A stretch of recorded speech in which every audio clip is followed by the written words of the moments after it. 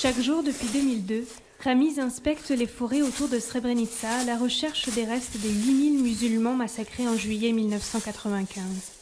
Ramiz, lui, avait réussi à fuir. C'est possible que j'en ai un, ça doit être un avant-bras.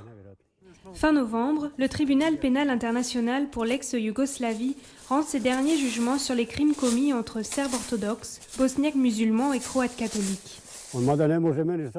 Ces jugements ne remplaceront pas la disparition de mes frères et de mon père.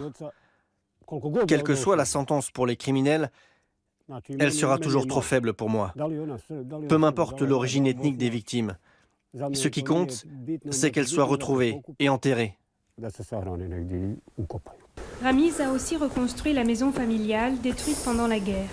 Comme ses voisins, serbes pour la plupart, il est agriculteur. On s'entend, on se parle, on travaille ensemble. Mais nous ne nous faisons plus autant confiance qu'avant. Difficile d'évoquer la guerre, le massacre, quand plus de 20 ans après, à Srebrenica, les victimes côtoient toujours certains de leurs bourreaux.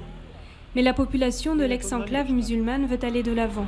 Redynamiser la ville, c'est aussi l'objectif du nouveau maire, premier serbe à occuper cette fonction.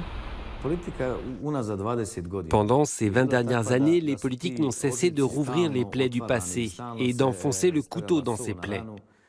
Personne ne peut oublier le passé, mais il faut créer les conditions économiques pour mettre un pied dans le futur afin que nos enfants surmontent les tensions et le passé.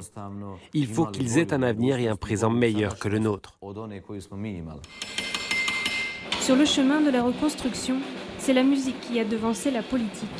Cette école, nommée Maison des Bonnes Vibrations, a été créée par des jeunes professeurs de Sarajevo. 400 enfants y évoluent au même rythme, toute origine confondue. Avant, c'était un scénario de science-fiction de regrouper des gens des différents camps.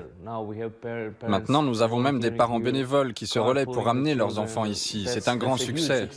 Et ces enfants devraient être un exemple pour beaucoup en Bosnie-Herzégovine. Respect de l'autre, tolérance, ces valeurs résonnent déjà au-delà des paroles.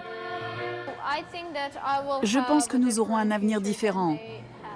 C'est sûr, il sera plus pacifique. Ces écoliers s'apprêtent à entamer une tournée dans toute la Bosnie. Ils chanteront leur volonté d'un avenir commun.